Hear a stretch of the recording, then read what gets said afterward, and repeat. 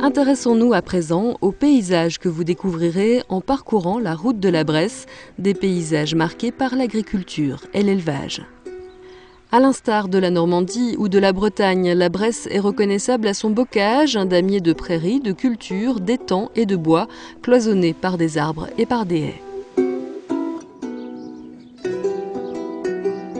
L'agriculteur bressan travaillait avec cette alternance de prés, de petits prés, de petites cultures. Il voyait là où était le terrain le plus favorable pour chaque type d'activité. Et il avait besoin de tout parce qu'il vivait en autonomie.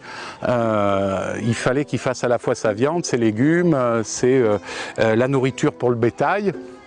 Et il voyait les parcelles les plus adaptées à chaque mode de culture. Des parcelles qui ont peu à peu laissé place à de vastes champs à partir des années 50. Répondant à de nouveaux besoins, les agriculteurs ont arraché les haies et coupé les arbres.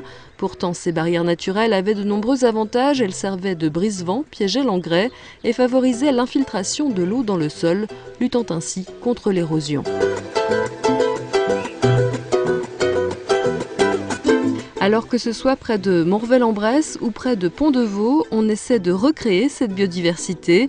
Ici, à Beauce, on replante des haies avec les enfants près de la lande tourbeuse des Oignons, un site protégé. Ce qui est bizarre, c'est que ça fait un trou comme ça. Objectif, sauvegarder le bocage inscrit dans le patrimoine génétique de la Bresse, en replantant des essences indigènes, en recréant des abris pour la faune locale et en limitant par exemple la prolifération de l'acacia. Sur les deux parcelles qu'on a à replanter à Beauce, il y aura 50 espèces différentes entre la parcelle devant le cimetière et celle-ci. Le mot d'ordre, c'est la biodiversité. Plein d'espèces d'arbres différentes, mais qui offrent plein de fleurs différentes, plein de fruits différents, à des époques différentes, plein d'abris aussi, parce qu'on a des arbustes qui vont avoir un feuillage persistant, et d'autres qui vont avoir leurs feuilles qui tombent tout de suite.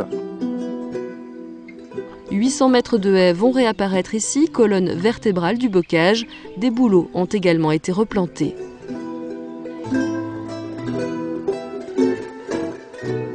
Pour en savoir plus, rendez-vous au musée départemental de la Bresse, au domaine des Planons, qui présente des maquettes du bocage.